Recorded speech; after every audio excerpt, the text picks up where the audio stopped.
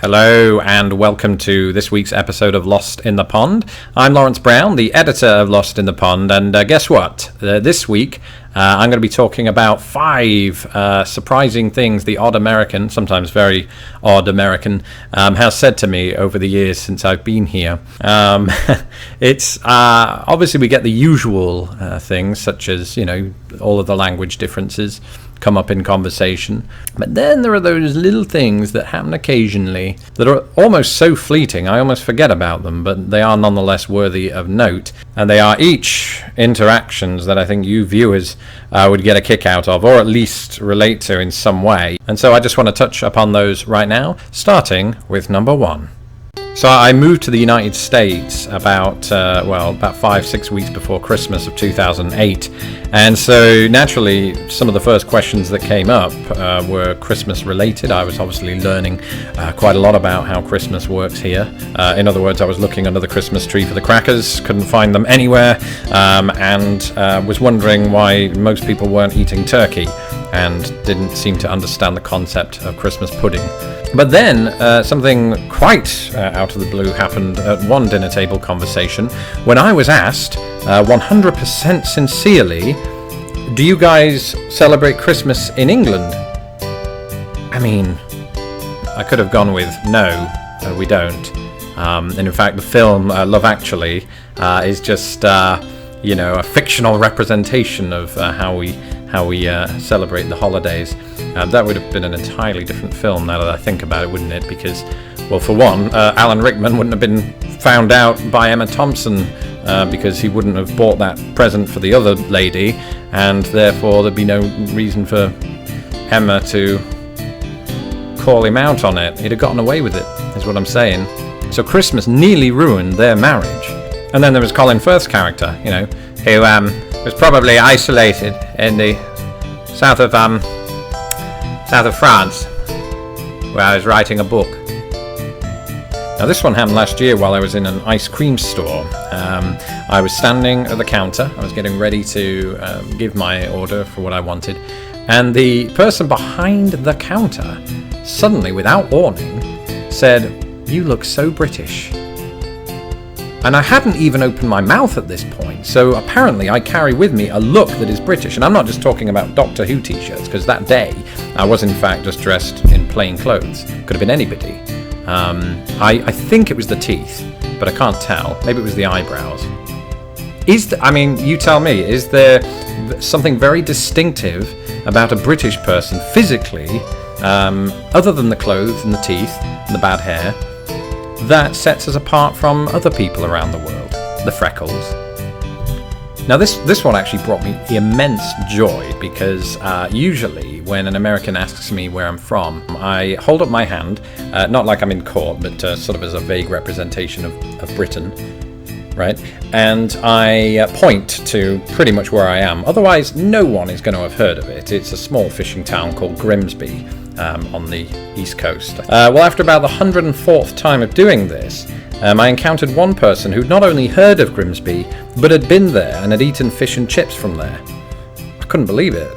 Sort of blew me away. There've been 1 or 2 sort of varied instances of this, because recently I was editing a book for a colleague, and in that very book she'd written a little anecdote about the mother of the central person about whom the book is written. And that mother, to my great surprise as I was reading through, was from the town of Cleethorpes, which is just adjoined to Grimsby. Was actually the place that I was born, technically speaking. And it was referencing all these places, that I'd been to in my youth, like the Winter Gardens, which I know means nothing to any of you except anybody who might be watching from Cleethorpes. But I went there a lot as a youth and watched a lot of metal bands. I got that out of my system early. It's always little references to where you grew up that you see in America that sort of astonish you. In fact, I remember Kate Middleton, before her first baby's gender was revealed, was in Grimsby, and it was reported by the Huffington Post that there was some rumour going around about the actual gender being slipped at this event in Grimsby. I couldn't care less at that time about the baby. I was more concerned that the Huffington Post mentioned my little hometown. This unique interest in such references began when I was 8 years old, when I went on holiday to Florida. Not by myself, that would be mental. I was with my parents that day, that entire 2.5 weeks. And we went in Epcot Centre to a sort of authentic British restaurant. And on the menu, sure enough, fish and chips, but not just any old fish and chips. They were fresh Grimsby fish and chips, and I haven't yet checked into the validity behind the freshness of those fish and chips, but I survived. Now, I suppose this one shouldn't come as any kind of surprise, since it is kind of the cliche question that we Brits like to think all Americans ask us Brits whenever we interact. As a matter of fact, I've only ever had this happen once, but this is one of those stereotypes that I thought, surely there's no way this is really true. There's no way I'm going to be asked if I know the Queen. Well, it happened, and it happened very gloriously, in fact, in front of a room of people. So I sort of sat there for a second and pondered the question, as you do. And I said this: "Do you know Paul Jenkins from Terre Haute?" And he said, "No."